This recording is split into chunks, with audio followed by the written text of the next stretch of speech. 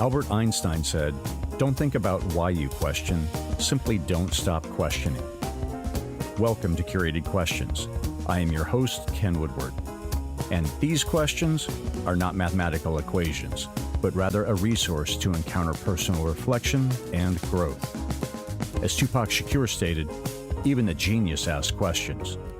Now, let's engage the questioning community. Greetings. Ken Woodward here. Welcome back to another episode of Curated Questions. Together, we engage inquisitive humans about how they use questions to navigate and make sense of our world. I am a fellow traveler and pilgrim on this journey, and I'm glad you are here. Today's conversation is with Kwame Sarfo-Mensah.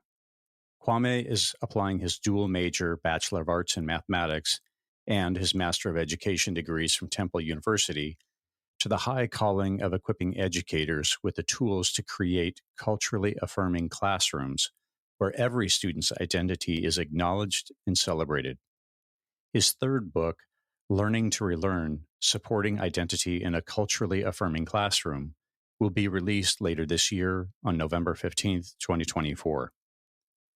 Kwame taught middle school math in Philadelphia and Boston before moving to Sierra Leone, where he currently serves as a global education consultant through his firm Identity Talk Consulting. Additionally, he has hosted the podcast Identity Talk for Educators Live over the last several years. I invited Kwame for this discussion because of his emphasis on identity. Most of my identities have been upended over the last several years, which has been painful. A primary reason for this pain is that I didn't have the vocabulary to understand identity.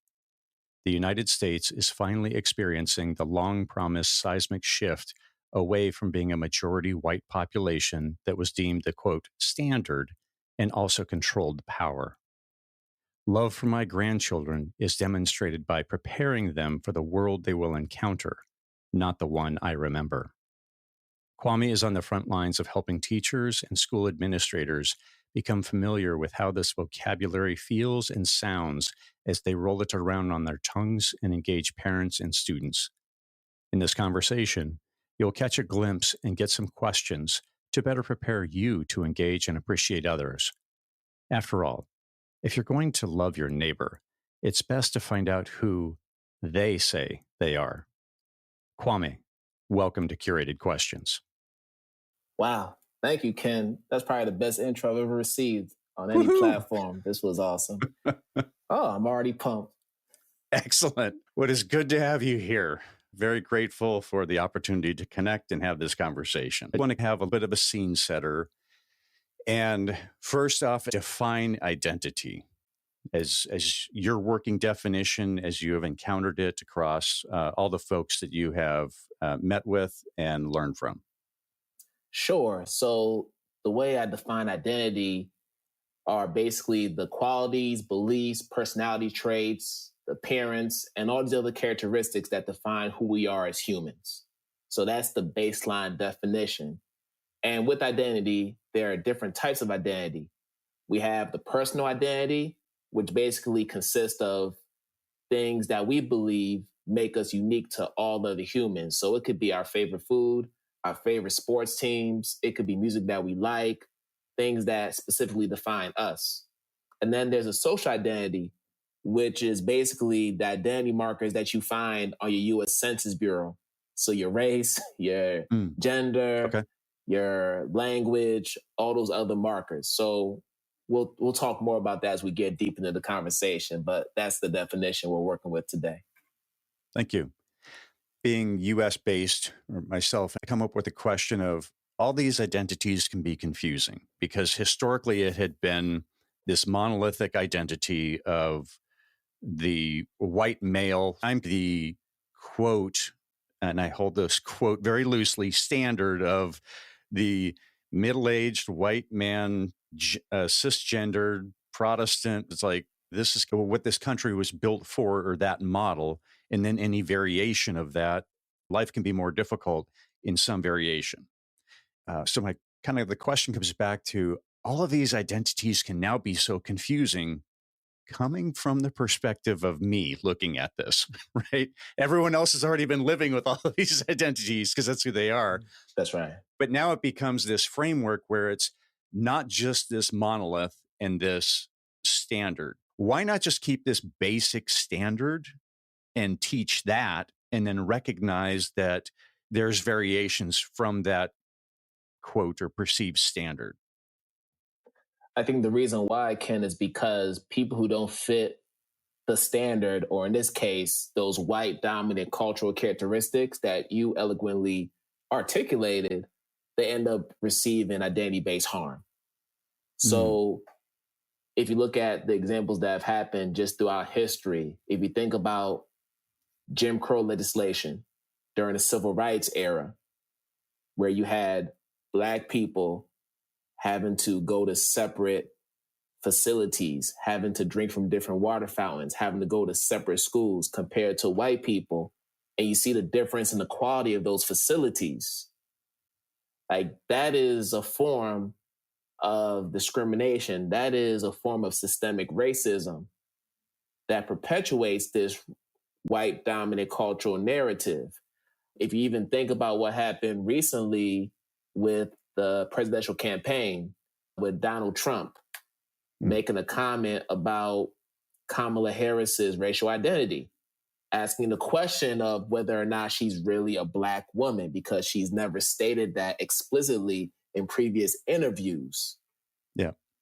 That's also an example of how there are certain markers that do not match what we define as dominant culture.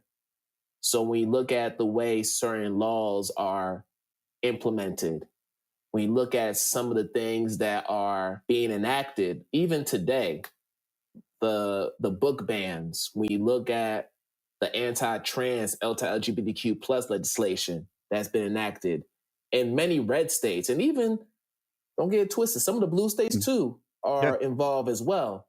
It's not that cut and dry politically, but there's other legislation, even immigration laws.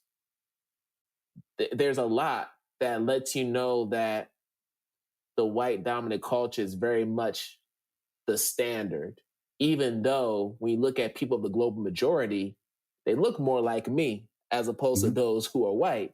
Yep. But because of this notion that there's more white people on this earth, when in actuality that's not the case, that then informs the way that I myself, a Black man, navigates this world and how I view it as well. It's a helpful reminder to state that up front. The assumptions I have built into my lived experience need to be questioned. And let's have that conversation. Is this reality or not? All the more reason I'm looking forward to the conversation. Yes. Yes, sir. So let's dive in the world of questions. When did you first understand the power of questions?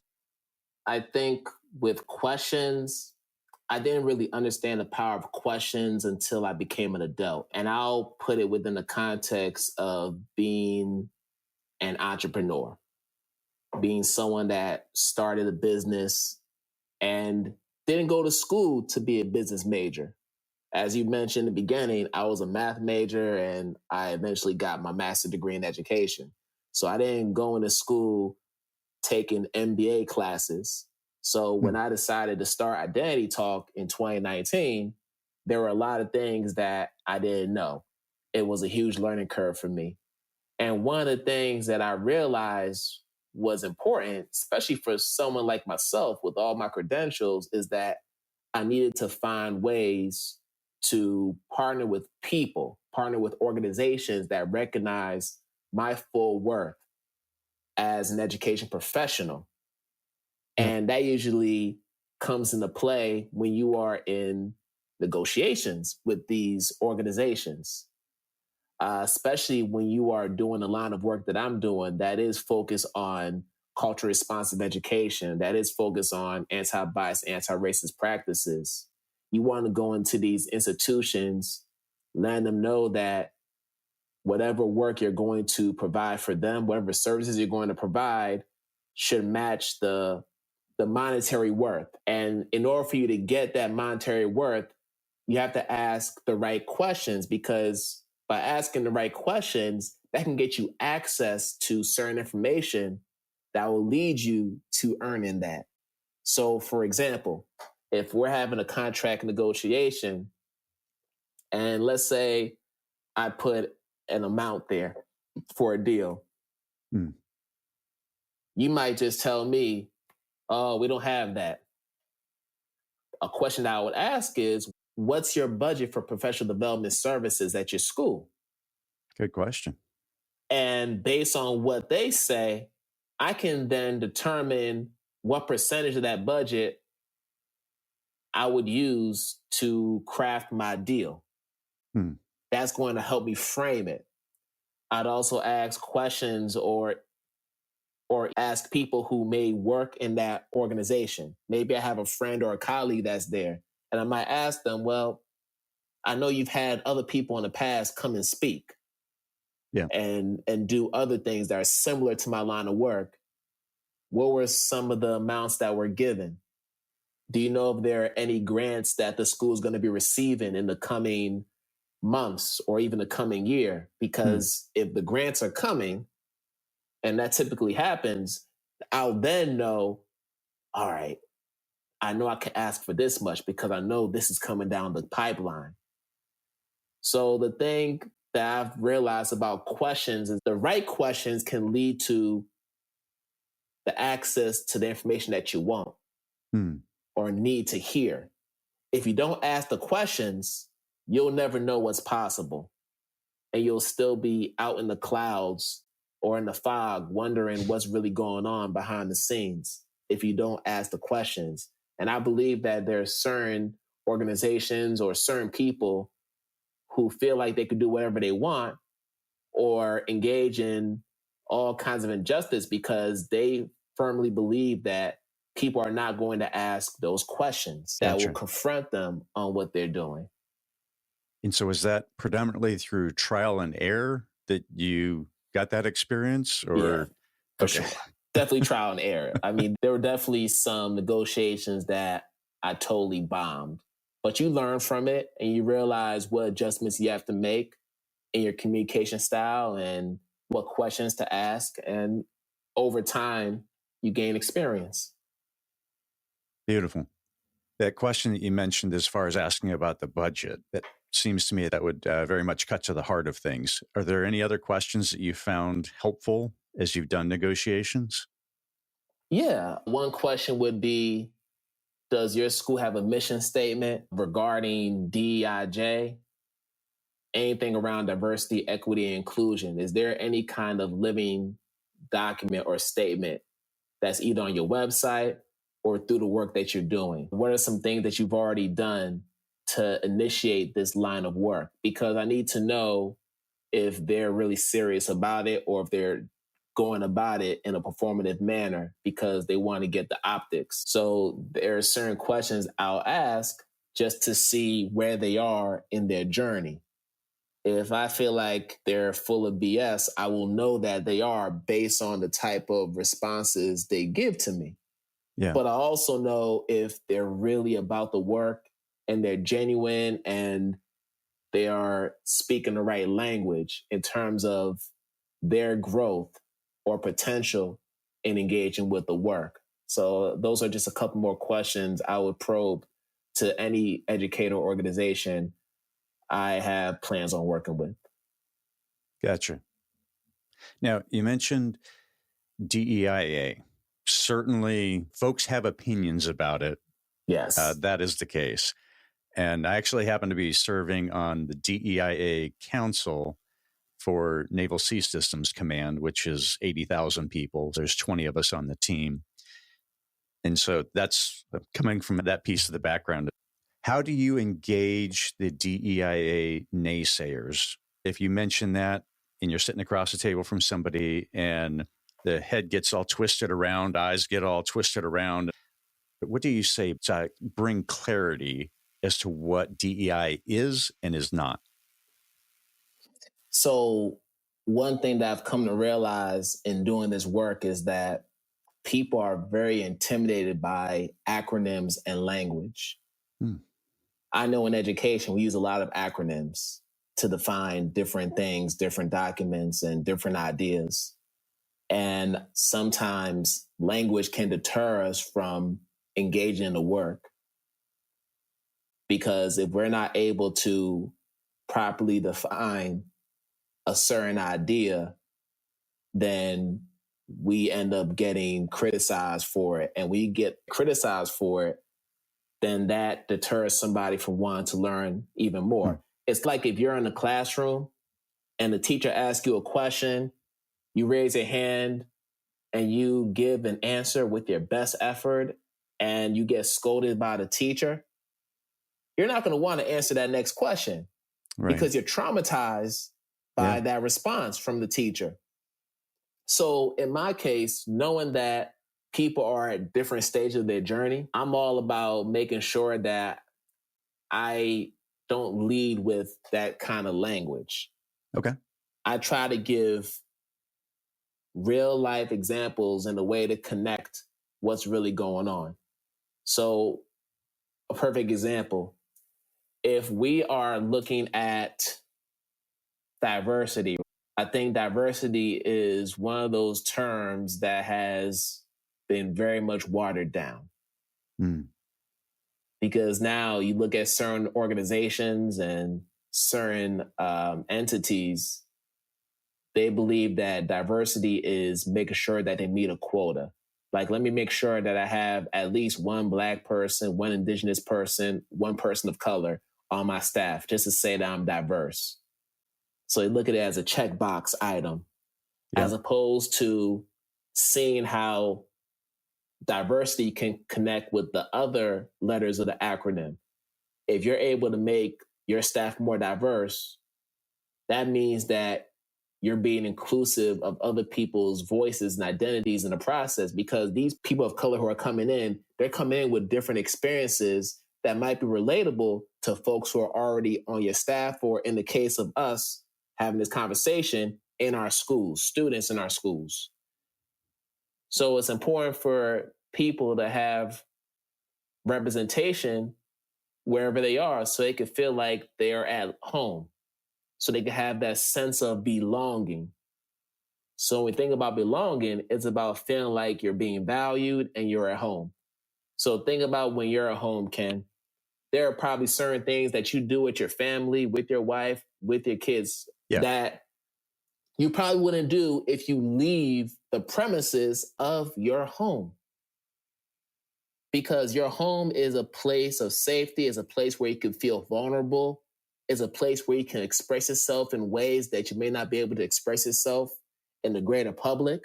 And guess what? That's what people from historically marginalized communities like myself want. We just want to be in a space where we're valued and we're accepted and affirmed for who we are.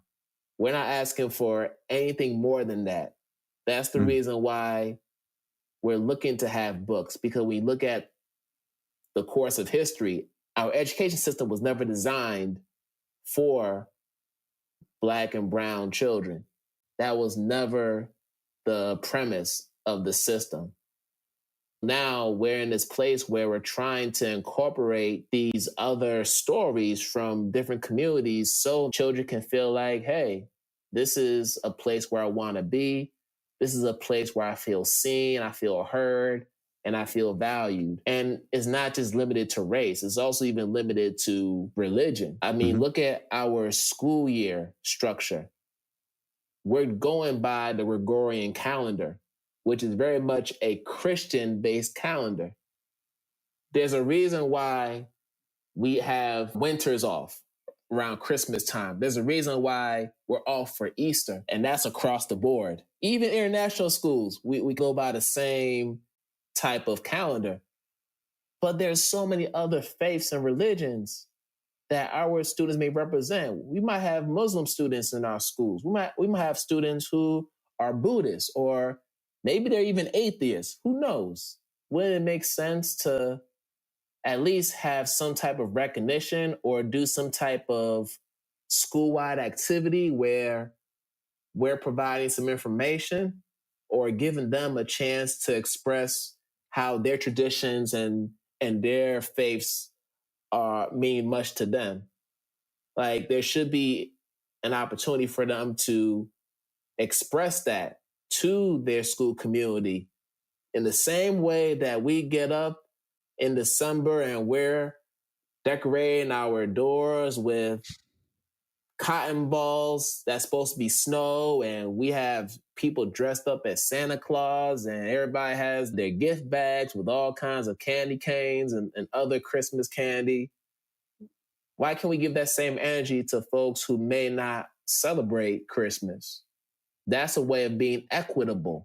That's a way of being inclusive. Yep. So in the end, when we think about DEI or the idea of it, it really comes down to making sure that we are accounting for the full humanity of each and every person that is within our space, whether it be a community, a school, an organization, a corporation.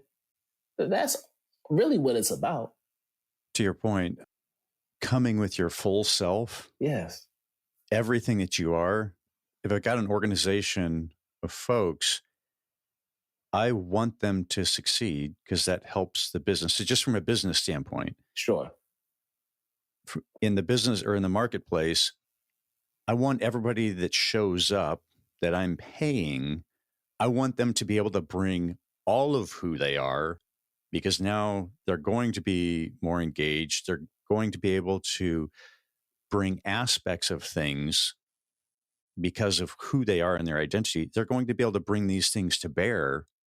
And if my perspective is there is only one right way to do this, that just means that there's an expiration date on whatever I'm doing, because that's not the case. Sure. And so if I can bring in these other perspectives and voices and views to bear, then my product, my service, whatever is going to be more robust and not as fragile to only this one particular view. I absolutely love ensuring that folks are fully acknowledged in who they are and they're able to bring that. And I also have the expectation, look, I need you to bring this perspective, right? It can't just be passive on my side. Instead, I need to have that expectation. If you're from LGBTQ plus community, hey, what is it about you and your worldview and your identities? How can this product or this engagement or whatever it is, how can this be better as a result of you being here? What is all that you're bringing to bear? Because now I really want to listen. I want to understand. And that's not even necessarily because I'm trying to market to those communities. If I want to build a better phone, okay, you have this identity and you've lived it, and this is how you see the world. How can I make this phone better? And so certainly I see that in the business world. And then to think in the classroom, if I've got this diverse group of kids, and if I'm saying, you must all fit this one particular form, and that's the only way that we're going to address you, then I would think that it's just shunting much of who they are and their ability to learn and the rest. It's just shunting that to ground, and that they're not going to be able to be who they are. Yeah, agree. What kind of questions can educators use to understand the various identities within their classroom? What does that process look like for understanding a classroom? When you first start the school year off, that's what you're looking to do. You're looking to learn about your students beyond the academic realm. Yes, you want to learn about what their favorite subjects are and what I can do differently as a teacher to ensure that they have academic success. That's important, of course. But if we're talking about the fullness of a person, the fullness of a student's identity, I want to know questions such as, well, what are some traditions or customs that you practice in your family or within your culture? That's a personal question that I feel is important because that can inform the way that you view the world and the way that you may view me as your teacher. I'd also want to know if there are certain parts of your cultural background that you hold with significance. I'd want to know that. And concerning your friendships or your social circles, how do the friends or the community around you influence your sense of self? What languages do you speak? Because you may have a parent who doesn't know how to speak English. I would need to know how I can communicate with them if they're not able to speak English. Maybe that means I have to do some translation of documents to ensure that they have access to what they need to know about what goes on in the classroom.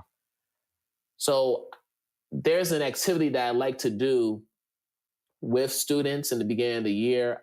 It's called a me bag. So the me bag is a real simple activity where each student brings a bag with 3 to 4 personal artifacts.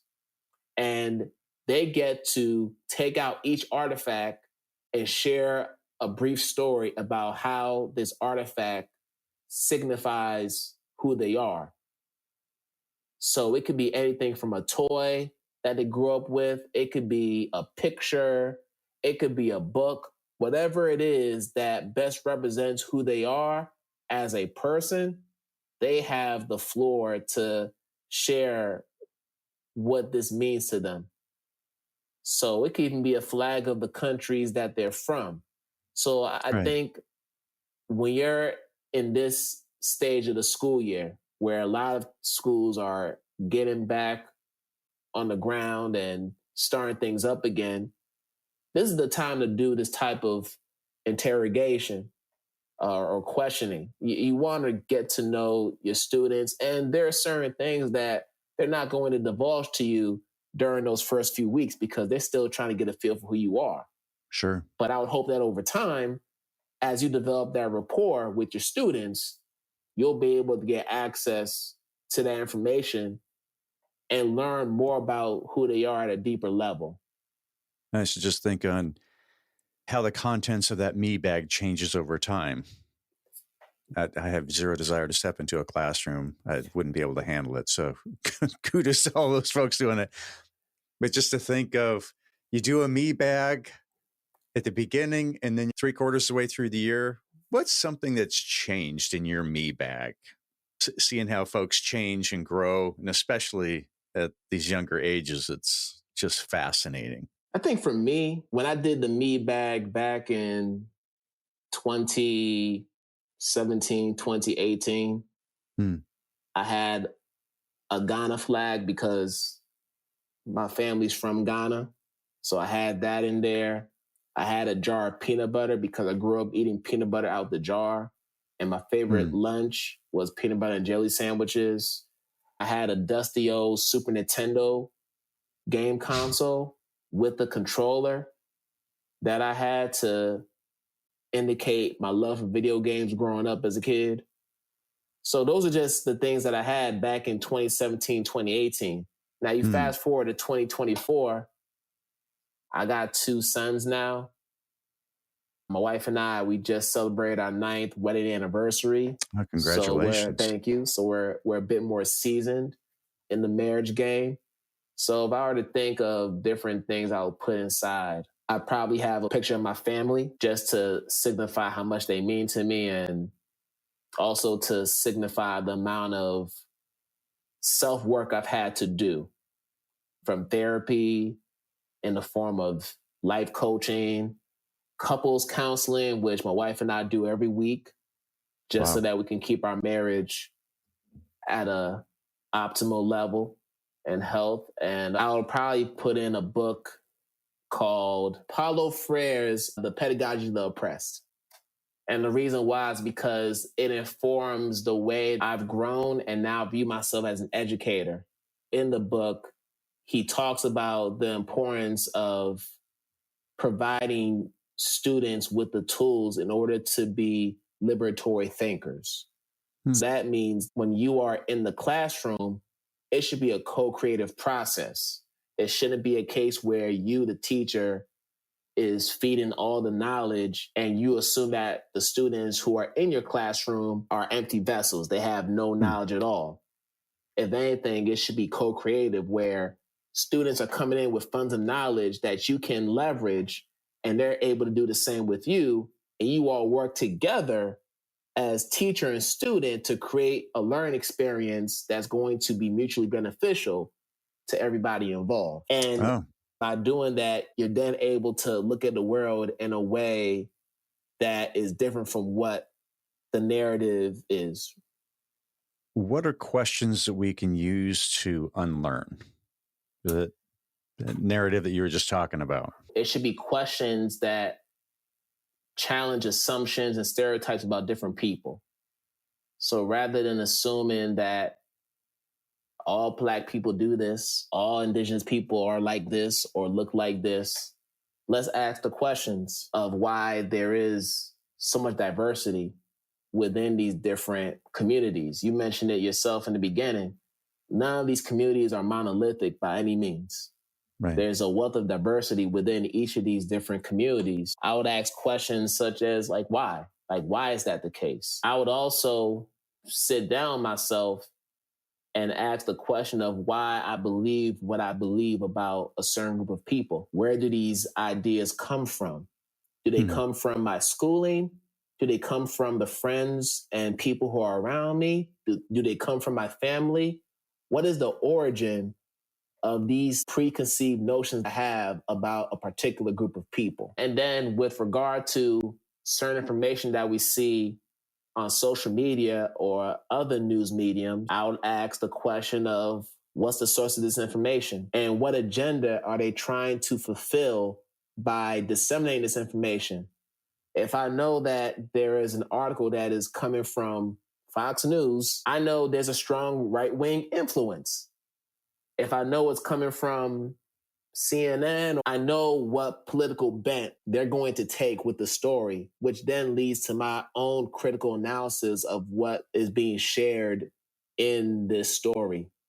From the way that they titled the article to the different people that they've interviewed for the article. These are the questions that you would hope that your students would ask when they are coming across a certain source of knowledge, whether it's a primary source or even a secondary source, because you don't want to believe everything that's at face value. Even your teachers, believe it or not. I know they say, listen to your teachers, but you know what? Sometimes some of our teachers can be full of you know what. So if you're not sure about what's being disseminated, go ahead and do that research. And that'll lead you to a whole lot of questioning of how we got here. If you're going to have integrity as a teacher, you should be able to tell your students, fact check me too. There's an agenda everywhere. Hopefully your teacher has the purest agenda in just trying to share truth. At a minimum, go fact check the teacher and go, that's right. Is that the case? And then if you find that that is the case, then fantastic. Then you just build trust. But otherwise, then you start to get a little bit of questioning. Okay, I see some bias happening here. You've mentioned in passing the work a couple times. How does unlearning happen, or what are some steps or milestones along that path? As I talked at the top, my own set of unlearning, and it's been exceedingly painful, but this is an experience of one. You've had a chance to engage with more than just one. What does that look like, or what does some of that process look like? Man, Ken, thank you for even naming the discomfort, because that's the part that people need to understand. When you're really doing this self-work of unlearning, it's supposed to be uncomfortable, especially if you are a white person. It's going to be very uncomfortable. But I will even say this, the way you unlearn is by first acknowledging the privileges that you have. I'll give an example. Yes, I'm a Black man, but I'm also cisgender and heterosexual, which means that I'm able to navigate this society in ways that my trans friends and my queer friends aren't able to. I'm able to access spaces that they're not able to access because, as a form of safety, they got to stay at home. There are folks who don't even want to come out and be their full selves because that's a form of protection for them. It's not by choice. If it was up to them, they want to be free. But when you see some of the harm that's been done, in some cases, fatal harm that's been done to people who are part of the LGBTQ plus community, you have to protect yourself.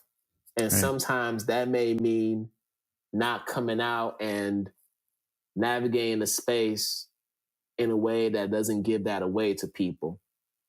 So even for myself, being in Sierra Leone, where speaking English is essential. Speaking English is essential in international relations. When you are in the foreign service, like my wife is, and you are going to these different countries, you got to be able to speak English. And if you're someone who is a part of that host country, part of the requirements for being able to work for an NGO, especially one that is a US-based NGO, you have to do a literacy test. So I have the privilege of being able to speak fluent English. Gotcha. Because of that, that gives me access to exclusive spaces that maybe folks who are from the host country aren't able to access. With Unlearning, it transcends race. It's also about language. We talked about religion already with the Christian holidays example in schools. We also have talked about gender identity and sexual orientation. And then also, if we look at accessibility and disability, that's another part of that as well. So for me, I grew up as a neurodiverse student. I'm neurodiverse. I have a slow processing issue. I grew up with a speech issue when I was in elementary school. So I spent my first 4 or 5 years in a self-contained special education classroom with students who also had other disabilities, anything from Asperger's to ADHD. I was in the same classroom as those students, and they were my classmates for the first 4 years of my schooling. We live in a world where not every building has a wheelchair ramp or even elevators for people to get on in order to have easier mobility or access to different places within the building. So we have to look at the fact that as someone who's able-bodied, that's not a problem that I have. Right. But I know some friends who are going to have some issues. Like my wife and I, our whole family, we went to Punta Cana for a vacation. And even though the resort was beautiful, there were very little wheelchair ramps. Gotcha. And my in-laws, my wife's parents, they're in their 70s and 80s, and they need the ramps. They need the elevators and access in order to get to different places. So it was a little bit tough on our end to get them around to where they need to go. So understanding that I am able to just walk to these different places that may be far away, whereas my in-laws aren't able to, that's a privilege that I have. So unlearning requires a lot of different things. It's about recognizing the privileges that you have. It's about doing your own research and capacity building. So if you don't know about the history of a certain community, read about it. Listen to a podcast. Ask questions like what we're doing right now in order to get to different answers. Also, it's about being humble too. Being able to acknowledge that you do have to learn. And there's a lot that has to be learned, and not being ashamed to acknowledge that. Being able to decenter yourself and create space for others whose voices need to be amplified or who you feel should be in this space because they don't usually get that access to the space. So it's a process that is ongoing. It's lifetime work. There's no end to it. You just continue to grow and evolve in your understanding of that. I think that's a beautiful point. It's a lifetime process. So just recognize that, be gracious with yourself for where you're at today, because whatever your history is, that's what got you to today. And 5 years from now, you should look back on who you are today and go, I was missing the mark on some things. Otherwise, you're not growing. And to your point on humility, there probably needs to be some humility today, because I know that in 5 years, I'm going to look back and go, I had some stuff wrong. Have you come across or used any particular questions in your journey for fighting for others or advocating for others? Is there any that come to mind? Yeah, definitely a few. I think about just from an educator perspective, when you're in a school and you look at that handbook or code of conduct and you look at the different policies, one question that I would ask my principal or even a high district official is, does this policy negatively impact a specific subgroup of people over another based on how it's worded? And if so, how can we amend that policy to ensure that it doesn't continue to happen? So doing audits, equity audits, you're asking a lot of questions. Even the type of books that are in your libraries in the classroom, are there certain stories that are not being told in these books? Are there certain protagonists in these books that are not being seen or do not match the backgrounds of students who are in your class, whether it's from a racial, linguistic, or cultural standpoint? So looking at that, looking at how certain forms of media, even the textbooks that we read, how do they perpetuate certain stereotypes about marginalized people in our society? Because depending on when that textbook was published, it may have some outdated information that we do not use today. So really being cognizant of that, and also asking yourself, what are some things that I am doing that make me complicit in perpetuating the discrimination that my students face? So once again, doing that self-audit, doing that self-work. So those are really four of the main questions that I constantly ask myself. And then another one too, that's outside this realm, is just thinking about whether or not you should push into a situation, intervene, or take a step back. So if you see that you have a colleague who's experiencing some form of identity-based harm, and your natural inclination is to intervene, but you know what? Sometimes that might not be the best course of action. So it might be a case of allowing that colleague to say, hey, Kwame, I got this, but thank you though, right? So you have to ask that question.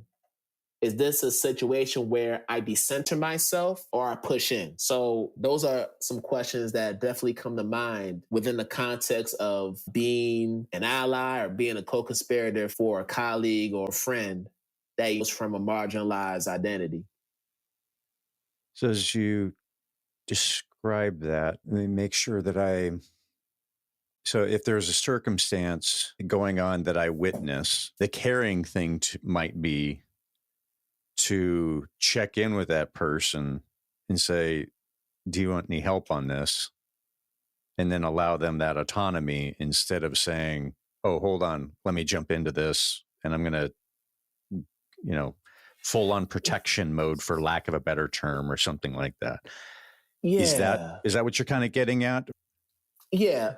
Like it's a case by case situation. Yeah. You don't want to be in a situation where you come off as being a savior of somebody else, right? So even if you have the best of intentions, there are certain times where we involve ourselves in situations so that we ourselves feel good about what we're doing, as opposed to being in service of somebody else. So when you think about, I was reading a book. That's actually one of the books that I have in my library, Robin DiAngelo's book, Nice Racism. So in the book, she talked about the different ways in which white progressive, people who define themselves as being liberal and white and progressive, they engage in these different actions thinking that they're helping, but they're doing more harm than good. Mm-hmm. But if you try to tell them that, then they'll say otherwise. So I think it's something that happens a lot in international work. When you think about organizations that are all about providing service, whether we're talking missionaries and other people who are of that ilk, they come into different countries with this idea that they're going to change things. They're going to transform the way things are. But they do it in a way that discredits the cultural value or the fundamental knowledge that the people who are in this country already have. They disregard certain traditions and customs that have been in place that keep that society functioning. That's a situation where you're acting more like a savior as opposed to somebody who deeply respects the customs and the ways of life that have already been established within this society that you are entering in as a guest. When I speak on this idea of fighting for others and being a good ally and co-conspirator, you have to be able to read the room. And part of reading the room is understanding your power and your positionality as an individual. I know that if I am going into a room and I'm doing a presentation and it's majority Sierra Leonean people, I already know that they're looking at me like I'm real special because, oh, you're coming from America, you have this American accent, you have a certain level of education that some of us don't even have or have never had a chance to attain. Right. So just by default, my positionality is going to be higher than those who are in that room. So as a result, there are certain ways that I need to be in that room that helps to level the playing field as best as possible. So that's a case where in certain situations, I have to decenter myself and not take up so much room, not take up so much space, but rather allow for those who are in the room to be present and to contribute in a way that will ensure that their voices are more amplified in that situation. So there is things like that will help, but before you can even do that proficiently, you got to know who you are.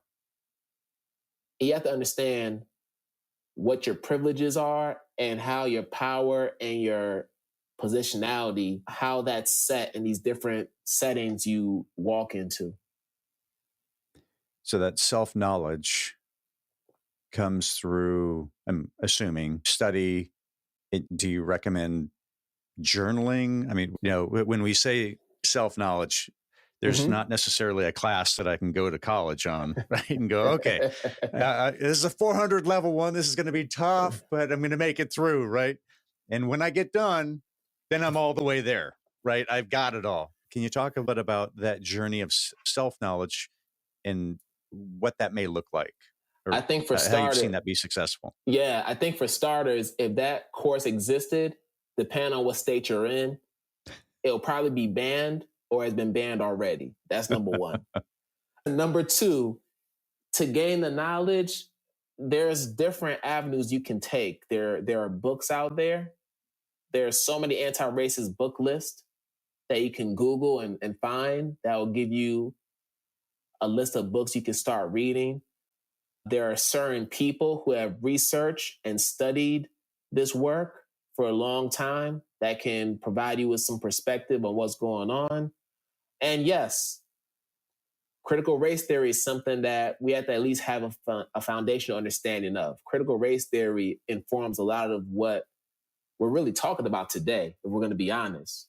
Because if we're going to talk critical race theory, we also have to learn about intersectionality. So that means delving into Dr. Kimberly Crenshaw's work of what that is and other critical race theorists who have created frameworks and given us language for us to use in order to better articulate the different dynamics of identity within our society. So podcasts, publications, books. Obviously, you could take workshops There's a lot of anti-race workshops. There are a lot of workshops that are led by white allies who have done the work and are now educating other people in their community to engage in the work as well.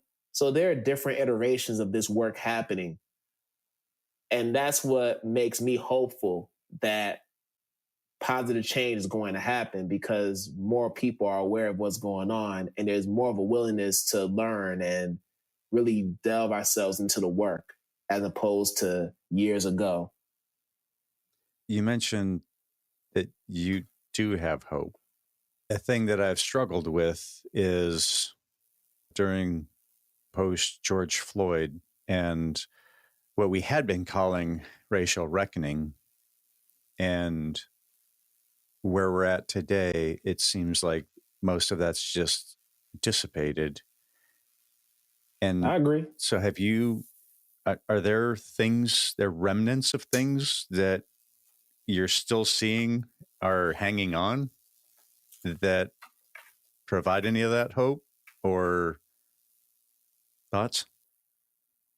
First off, I agree with you that it has dissipated. I mean, when you look at the executive orders that have been put in place to close down DEI offices that were opened after George Floyd, and some of the other anti-CRT rhetoric that's been spewed out there by conservatives and right wingers, and even some people on the political left, yeah, that's still going on. But I also have faith because you have a lot more Gen Zers engaging in this work. Okay. They're coming off with a bit more radical approach, and they're just more aware of what's happening around us sociopolitically in ways that previous generations weren't as aware. So I look at them, and when I see college students who are doing full out protest about what's going on the Gaza Strip, where we've had 40,000 Palestinians who have been killed, and we're approaching a year since this genocide happened. And you see all these different college campuses, all these college students who are calling out some of their professors, who are calling out people who are not calling for a ceasefire, who are calling out elected officials. That's giving me hope, because they're aware. Their eyes are wide open, Ken. And I know that if more of this is happening, I know my own children will be in a world where hopefully it's going to be better than the world that we're in right now. Yeah. And I may not be here to see the full spectrum of that change, but I'm seeing remnants of it right now. And that's what allows me to keep going. And that's what inspires me to continue to do this work, because I know that if we can get to our young people at this impressionable age where there's so much information being thrown at them, we have an opportunity to have an impact on them that's going to allow them to be the justice-centered people that we need them to be moving forward as they approach adulthood. Yeah, everything that's been going on in Gaza just live streamed. And certainly for the young folks that are coming up and having their feeds filled with this, which is appropriate because this is news this is truth that's going on right now. I can't help but think that it will mark them and they will remember it. And when they think of justice, they'll look at this and say, this is not just. And you know what, Ken, since we're on that topic and we are talking about questions, I had a lot of questions pertaining to the Democratic National Convention that just passed a few weeks ago. Yeah. I'm thinking about the fact that it was in Chicago, where you have arguably the largest Palestinian community in the entire nation. And the question that I had, and I'm sure there are a lot of people who had the same question, was for the Democratic Party to be so intentional about being intersectional in their approach and inclusive, making sure that there are different identities being represented.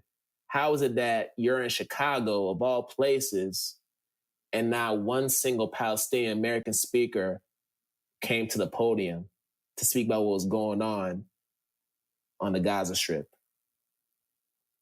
That was a question that I had for sure. But it also goes back to the power of questioning as it relates to fighting for others. Even though it doesn't directly impact me, it does in a way, because when you think about the struggle of Black folks in America and you think about what's going on in Palestine, the fact that Israelis have had colonial occupation of Palestine for over 75 years. There's parallels to our experience when you think about it from a colonialism aspect. So yes, it does impact me directly. And it's a question that I would want to know. But I think those are the type of questions that lead to us figuring out, well, if they're not giving us the answers, where can we find these answers to our questions? So now we got to do the work. We got to do the deep dive. We got to research. And I feel like more people should do that to get those answers. Yeah, the questions were a big part of my identity shifts that happened, and a bunch of unlearning that happened for me, because once you start asking questions, if you're going to be faithful to answering the questions, you got to be prepared for wherever those answers take you. And you can't be just beholden to, well, this is the way we've always done it, or this is the story that I've always believed.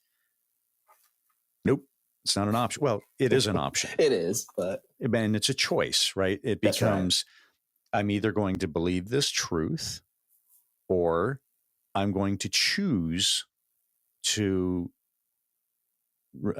believe the myths that I grew up in, whatever the source is. I have a choice. What am I going to choose to do? And it's uncomfortable to say, this is what truth says, and therefore I'm going to believe that truth and live in light of that, and now change as a result. I can tell you, this one first-person account, it hurts, and you lose friends, and people disappear on you, and your comfort level is shaken. But it's also been very freeing and necessary. Yes. Yeah. And I think in the end, indifference is a privilege that you do have. And the fact that you can recognize that, that's powerful. Not everybody's able to name that and then move forward and take action in order to help others who may not have that privilege. So I want to thank you and commend you for even naming that, because that's not something that always happens. I'm just glad that it happened. I'm just so glad that it happened. In the categories of how do you define privilege, it just came to mind that, for clarification for those listening, this would be a litmus test for you regarding privilege. I'm making this up on the fly, so bear with me. Privilege could be defined by something that's happening and that you can basically just turn it off and not be affected by it. So in the realm of whether it's wealth, whether it's because of the color of your skin, you see something happening and you're like, oh, nope, I can just turn it off. So if I'm seeing injustice happening because of sexual orientation, or as we talked about, ableism, there's struggles that are happening over here. And just by virtue of who I am, I can choose to turn that off and it not affect me. That's right. Yes. I mean, that's essentially that. When we think about a privilege, for those who are listening to us, we're talking about benefits or special advantages that you may have because of who you are or where you come from. And to be clear, a privilege can be something that you earn or something that's unearned. Mm-hmm. So in my case, I went to college. I earned a bachelor's and a master's degree. I earned that through hard work. It wasn't something that was given to me. Trust me, it took me 9 years to get my loans forgiven. So I earned that degree. Just like some people earn a doctorate degree. But as a result of that degree, I am able to have access to certain people. I'm able to apply for jobs. I'm able to earn a specific salary that's going to be higher than somebody who may not have had that same level of education. That's a privilege that I earned. Yeah, right. A lot of what we've been talking about has been unearned privileges based on the social constructs of race and other identity markers. So just to make sure people are aware, there are privileges that are earned versus those that are unearned. And it all depends on who you are and where you're from. Yes, they exist. And it's a helpful reminder to be able to recognize what those are. I guess that would be an interesting thought exercise, or thought with a piece of paper and pencil, would be to just list what privileges do I encounter, or advantages. I've heard Resma Menakem talk about just the advantage. So you can swap that word interchangeably. That's right. Yeah, just as an exercise, when you're sitting there with a glass of wine or drinking a beer or something some evening, just make a list and see how that serves you. That's actually an exercise that I do with certain teachers in my workshops. Okay. And I actually am in the process of creating a workshop where that's one of the exercises for some of the kids I'm working with. So these are middle to high school kids. And we're going to be talking about some of these concepts that we've touched on today, because I think it's important for them to have that awareness. And I think by having that awareness, you'll have a better understanding of how intersectionality works in our society, how it applies to you and how it applies to others. Lovely. Since you've spent some time internationally, I wanted to ask you about how questions have been used or not used in some of the different countries and cultures where you've spent time. We lived in Ethiopia for about 3 years and then moved to Sierra Leone. So like between those two countries, one thing I could definitely say is a topic that's not talked about and maybe even avoided in some cases is anything involving LGBTQ plus issues. And as someone who comes from a West African family, more specifically a family from Ghana, where it's considered taboo to be queer or to be gay in our culture. This isn't something that my parents grew up with. My parents didn't grow up learning about LGBTQ plus issues. Yeah. That wasn't their upbringing. So there's a generational, not disconnect, but there's a difference there. Now, for me, as someone who was socialized in the United States and was in the same classroom as folks who were gay, who were queer, and in some cases trans, it's a more normative part of my upbringing. Yeah. Because I've been exposed to it. So that's definitely something that isn't spoken about, particularly on the African continent. There are certain countries where if they see that you are a part of that community, you could end up going to jail. Wow. So there are some laws that have been in place in a lot of different countries. So where it's taboo to even talk about it. So I think that's one major thing that isn't talked about enough or is avoided because of those severe consequences. The other thing too is, and this more so is something that's personal for me, but it's also for anybody who is maybe a first, second, or third generation immigrant living in the United States. Let's say that you're going to your home country, the home country that your parents grew up in. And I'll create the scenario because this is something that speaks to me.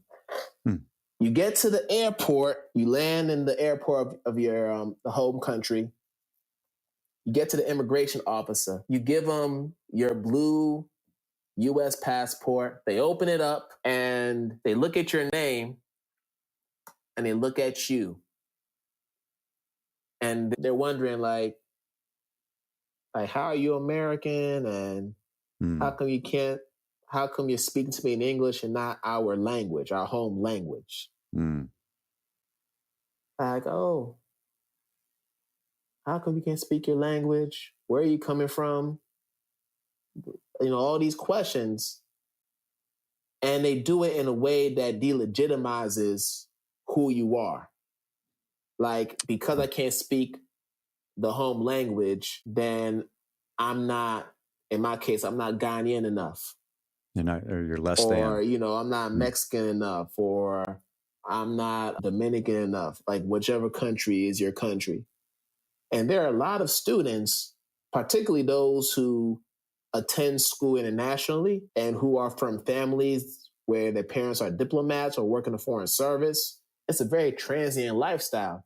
You're not in the country for 10, 11, 12 years. You're spending maybe 3 to 4 years in the country and then you're moving on to the next because of your parents' jobs.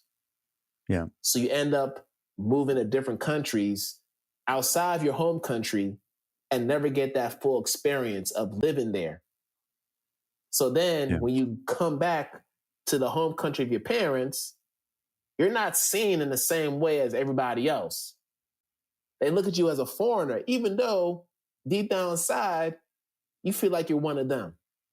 So the questions that I've seen have been posed in a way to either validate or invalidate somebody's identity. Seems like it comes back to that belonging again. It does. You don't belong. For sure. You need to be on the periphery because you don't fully belong. I still struggle with it, Ken. And being a father, you want to make sure that your children don't have to go through those internalized struggles that you went through as a kid. So, yeah. I had Austin Graff on here not too long ago, and he talked about that third culture kid experience. That's right. And he's American. His parents were missionaries raised, and they were in Turkmenistan or something. And then he went to boarding school in Germany and then came back here for college. And it was like, there's a lot of categories. So in that world of belonging, it's like, where do I belong? Yes. And so back to thinking about others and identities, this is our opportunity to understand that all these exist and how can we love and care for each other and appreciate each other for who they are and all of those identities. I want to ask you, what is your right now question? So this is a newer thing that I've been kicking off. And the right now question is something different than what are you going to have for lunch today? Or if and who am I going to get married to? But it's what are the questions that are active in your life right now that you're either working through or thinking about? A right now question. I would say the right now question I have is, have I done enough? As a father, have I done enough as far as being present for both of my sons? Have I done enough as far as being a present partner for my wife? Have I done enough as far as doing the self-work necessary to be the best human I can be to my family and my loved ones?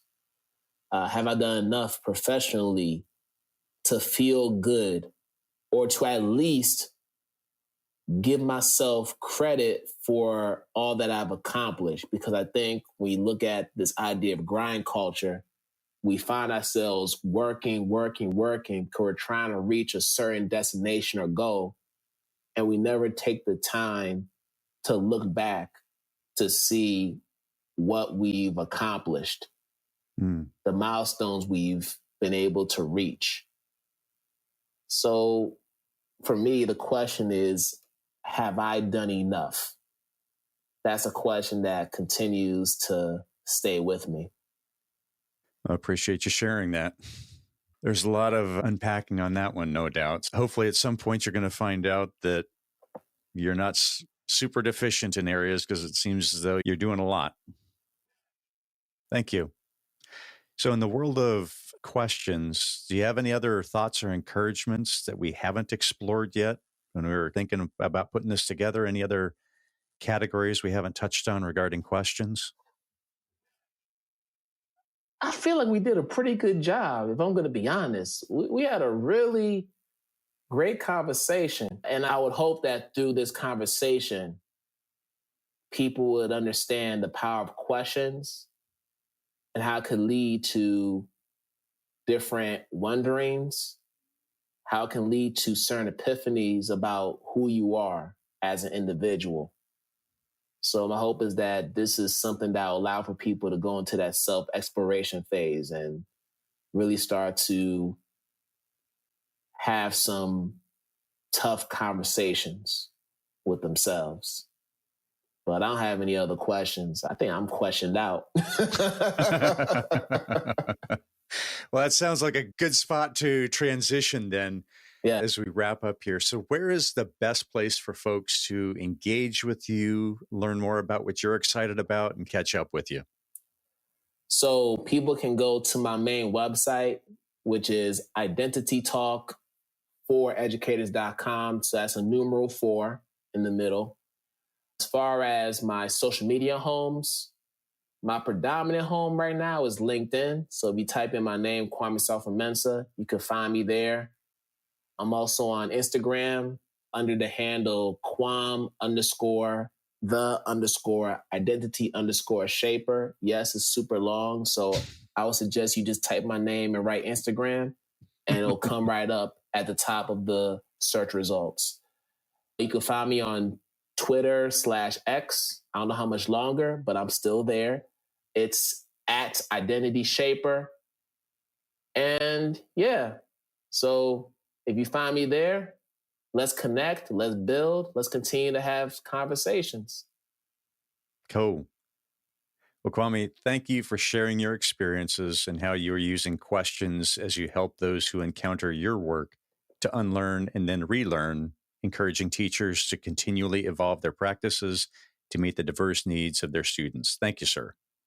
Thank you, Ken. And thank you for modeling what's possible when we learn to relearn.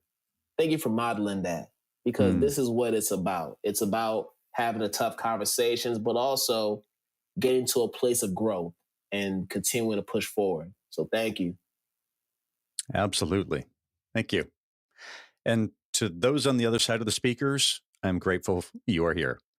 Kwame started us down the path of understanding the identity of others, and even perhaps the one that greeted each of us in the mirror this morning. But this is just a start. Much more work must be done to appreciate and love all of the identities of our neighbors across the table. The show notes will include everything we discussed, the links to engage Kwame, and the resources discussed. For all of us, please take all you have learned here and be a light to yourself and those around you. Gratitude shout out to Beauty Pill for the show's music and producer Ben Ford for the technical help. This episode was recorded on Piscataway land. Please engage with this episode in some manner. Download, follow, save, like, share, or comment about something that resonated. This action ensures we are engaging the questioning community. Until next time, keep questioning.